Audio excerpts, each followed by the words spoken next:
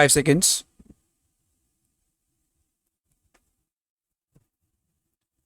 That is a tremendous responsibility. Freedom brings responsibility. Of course, there is no such thing as freedom without responsibility. Irresponsibility itself means lack of freedom. Therefore, we have to be conscious of this tremendous burden of responsibility which freedom has brought, the discipline of freedom and the organized way of working freedom. But there is something even more than that, the freedom that has come to India by virtue of many things inevitably leads India to play an important part in world affairs. It is not a question of our choosing this or that. It is an inevitable consequence of what India is and what a free India must be. And because we have to play that inevitable part in world affairs, we have another and greater responsibility. Sometimes, with all my hope and optimism and confidence in my nation, I rather quake at the great responsibilities that are being thrust upon us and which we cannot escape. If we get tied up in our narrow controversies, we may forget this. Whether we forget it or not, that responsibility is there. If we forget it, we fail in that measure. Therefore, I would beg of this House to consider these great responsibilities that have been thrust upon India and on us in this House, because we represent India in this as in many other spheres, and to work together in the framing of the Constitution, always keeping that in view, for the eyes of the world are upon us and the hopes and aspirations of a great part of the world are also upon us. We dare not be little. If we do so, we do an ill service to our country and to the hopes and aspirations of other countries that surround us. It is in this way that I would like the House to consider this Constitution. First of all, to keep the objectives resolution before us and to see how far we are going to act upon it, how far we are going to build up, as we said in the resolution, an independent sovereign republic where in all power and authority of the sovereign independent India, its constituent parts and organs of government are derived from the people, and wherein shall be guaranteed and secured to all the people of India justice, social, economic,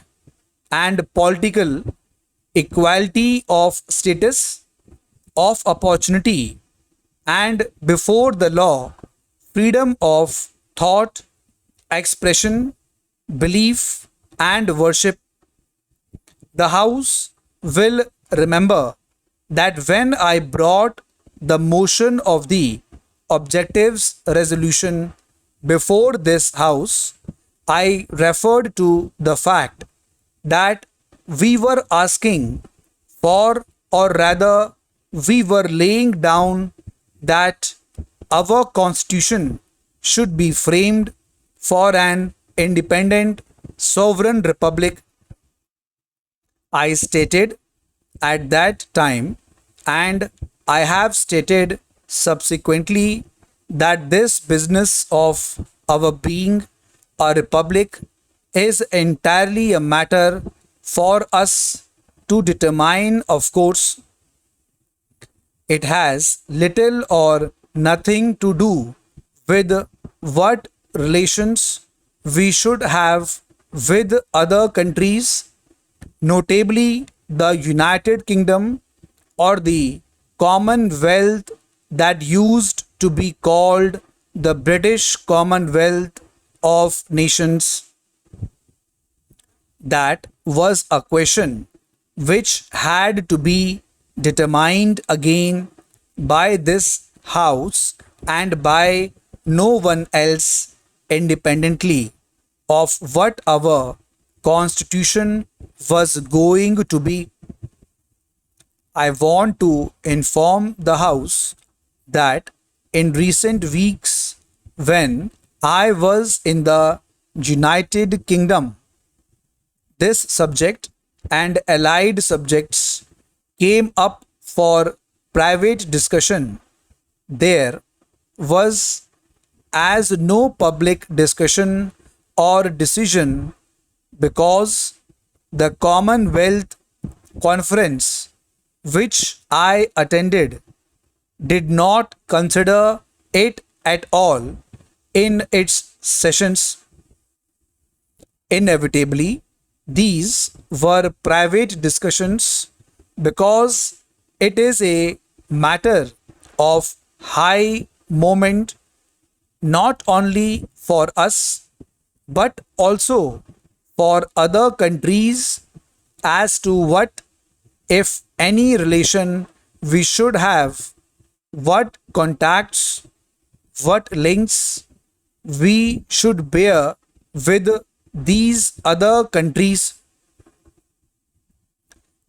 Invariably, the first thing that I had to say in all these discussions was that I could not, as an individual, even though I had been honored with the high office of Prime Ministership, I could not in any way or in any sense commit the country nor even the government which I had the honor to represent. This was essentially a matter which the Constituent Assembly of India alone could decide. I made that perfectly clear. Having made that clear, I further drew their attention to the objectives resolution of the Constituent Assembly. I said it was, of course, open to the Constituent Assembly to vary that resolution as it could vary everything else, because it was sovereign in this and other matters. That was the direction which the Constituent Assembly had given itself and to its Constitution Drafting Committee, and as long as it remained as it was, the Constitution would be in terms of the objectives resolution. Having made that clear, sir, I said, that it had often been said on our behalf that we desired to be associated in friendly relationship with other countries, with the United Kingdom and the Commonwealth. That is all I wish to say about the matter, because in the course of the session, this matter will come up. Students, be ready for the outlines. 5 seconds to go.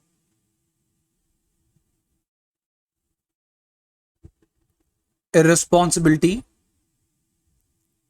by virtue of world affairs, hopes and aspirations surround republic, organs, expression to the fact that the Commonwealth in recent weeks, Prime Ministership, everything else, discipline, inevitably, optimism, if we do so, sovereign, constituent, before the law, worship, subsequently, determine, as to what? Constituent Assembly.